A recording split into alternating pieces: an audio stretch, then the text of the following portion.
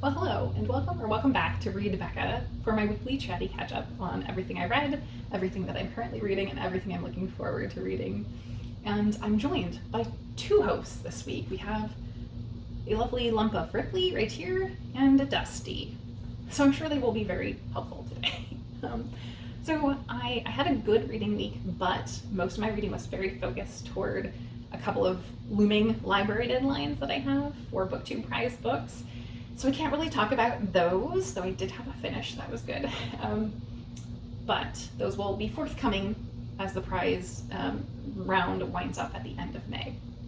But I did finish one thing. It was very short and also very, very emotional. Predictably, I really loved this book, and it was Arboreality by Rebecca Campbell. Predictably because this is the Ursula K. Le Guin Prize winner from last year, and I have enjoyed every Ursula K. Le Guin Prize book that I've picked up.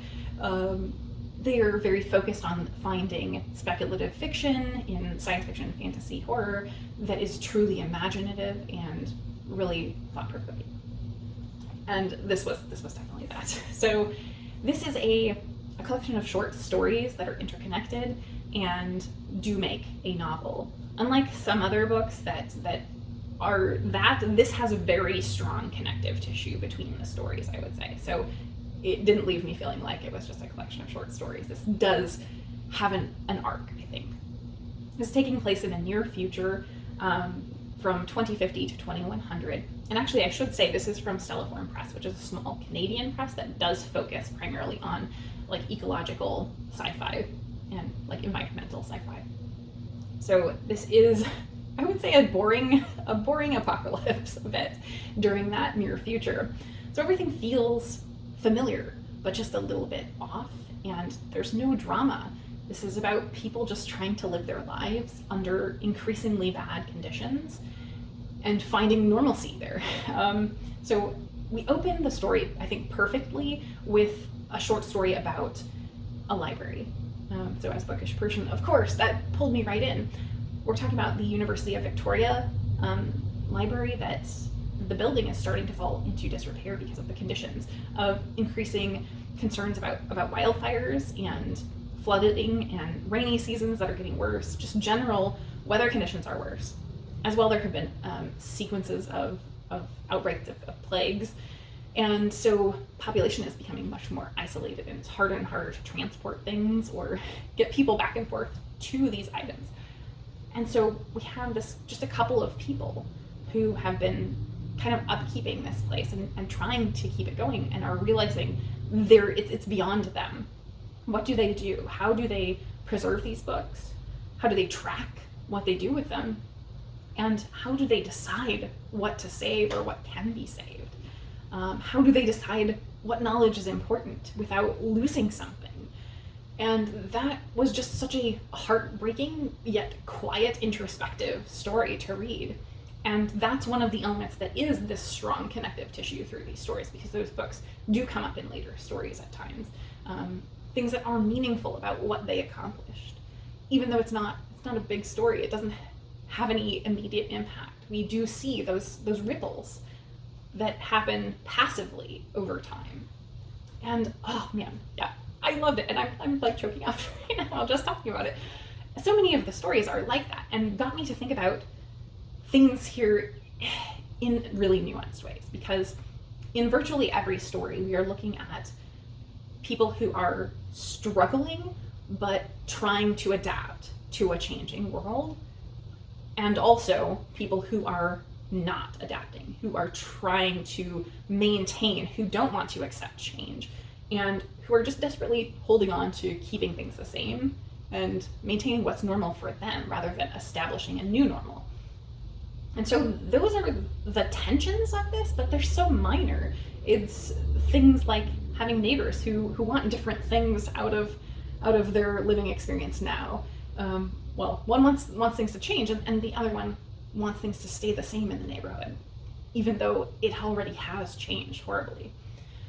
And so playing out those things is a more extreme version or a speculative version of what many of us are experiencing already in our neighborhoods. You know, I've had some stuff going on with my neighborhood, certainly. And yeah, I will not get into that here, but it really echoed for me as being familiar and yet a slight remove from reality.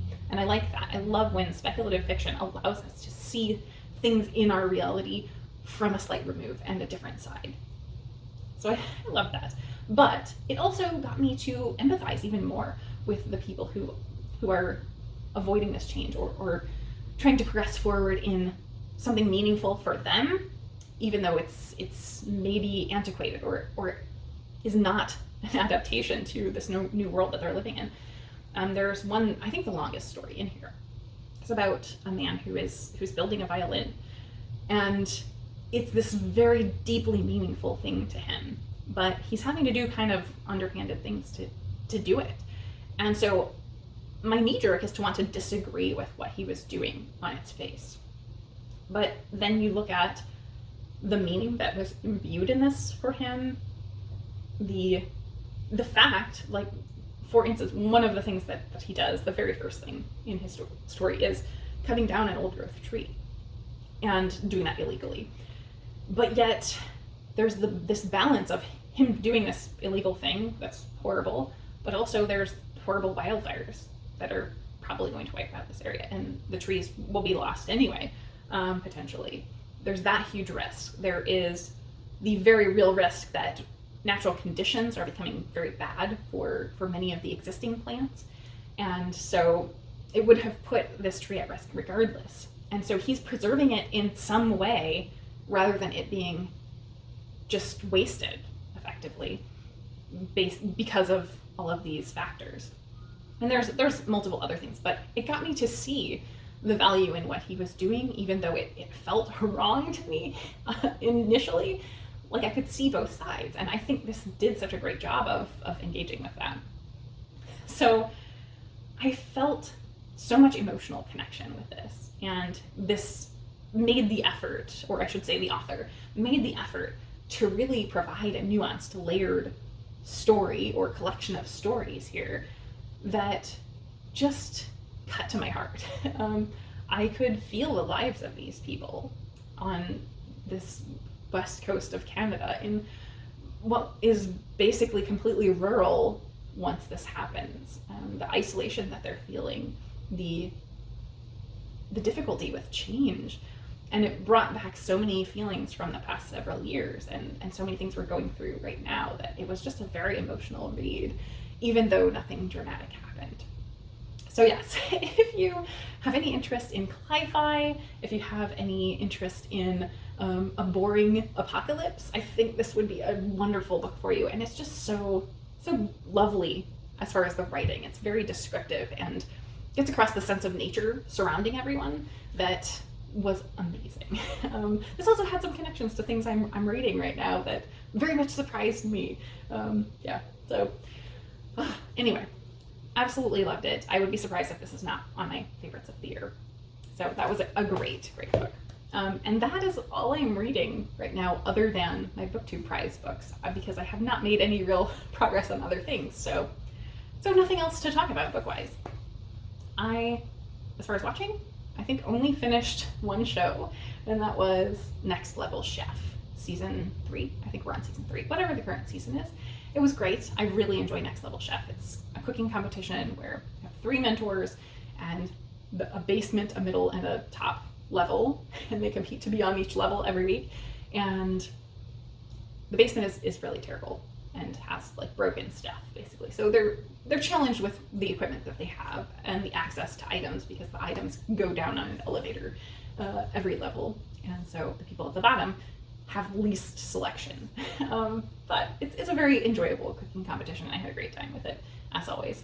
Other than that, I think I've just been watching a lot of trashy TV because things have been a nightmare right now. I guess so lifey stuff. We'll start with the good. So the good is I got my attachments off my teeth. My Invisalign treatment has officially finished, but I will be continuing on with some refinements for my teeth, which is kind of the minor tweaks. So I've got to wait 4 to 6 weeks to get my next set for that. So I will unfortunately have more stuff back on my teeth for a while. But for now, I get a 4 to 6 week break, and that's wonderful. I just have retainers for now, which is lovely. Very, very lovely. I'm really, really enjoying it. And my teeth are so straight. Like, it is night and day. I will be sure to share once everything's done, but it's amazing already. In the not so good. So this week I discovered some mold in my basement. Unfortunately, and I'm sure this was to do with my kitchen, my water shut off, being turned on and off for the kitchen work. It was left dripping at some point and was just dripping for at least a couple of weeks now, if not more than that, because I think the first time it was turned off or on was maybe 2 months ago. So it had been dripping in there in what is effectively a storage closet, not the water closet, so this is in kind of a weird location, the basement to upstairs shut off. And so it had gotten moldy, so there was mold all over. It appears to all be surface and is dried out now. Even more concerning, this is a closet that Gumbo really likes to hide in. And so she was spending a lot of time in there, especially while kitchen work was going on. But I'm hoping that that was early on and was before there was any mold down there. But I took her into the vet to get checked out just in case. And she seems to be okay, but I'm keeping an eye out for any erratic behavior. Yeah, so that was not a great discovery. It just destroyed everything in there. There were a lot of boxes and stuff on the floor that got completely soaked through. I was able to salvage most everything, thankfully, but it was just a real bummer. After last week, I was on such a high and like feeling really great, but of course, I have known or expected that something like this had to happen because I got my kitchen redone. Like you can't make changes if you don't want anything to go wrong, because something will go wrong. So this will hopefully be the only thing that went horribly wrong post-kitchen. But I think I'm mostly through dealing with the minimum I had to. I had been meaning to do a complete clear out of that closet, do some spring cleaning, and so I have now been forced. There's still like half of a side that was dry, that's not in the area where that was, that I have to clear out. So I'm gonna go through and clear out my entire closet probably either this weekend or next weekend and get everything reset, because right now it's just piles of stuff in the basement outside of the closet. So, and I can't let the cats down there currently, so yeah. So that was very, very extremely stressful. But I'm okay, actually. As I said, I have been waiting for the shoe to drop, effectively, of something going wrong with the kitchen. And this was hopefully it. So I'm a little worn out, but I think that's the worst of it. I'm still in good spirits. Reading is still going really well. So it has not thrown me back into the brain fog that I was dealing with within the past couple months. So I think this has been an overly rambly video, but that should be all I have to talk about, I believe. Other than that, my recommendation is a short one for this week. So I have to recommend Folio Society do have their own YouTube channel. Folio Society are a publisher who do very special limited edition books. And there are at least a couple. My Neverwhere is right behind me. There are a couple in the shot here, but I'm a huge fan of what they do. They do beautiful illustrated editions. So they posted a really wonderful video of Charles Vess talking through his technique and methodology of illustrating Jonathan Strange and Mr. Norrell for the Folio Society edition publication. And Vess is a really well-known fantasy illustrator. I have the complete illustrated Earthsea. Earthsea obviously by Ursula K. Le Guin, but Vess illustrated it. And it was really fascinating to see him talk through that. It was a delight to listen to. So good-natured, I think, or that's how he comes across at least. And so I just enjoyed that video. So this has been a very rambly one. Hopefully if you have stuck through this with me, you've enjoyed my cat co-hosts. Thank you, Dusty and Ripley. And I think that's all for me today. I hope you have a wonderful reading week, and thank you so very much for watching.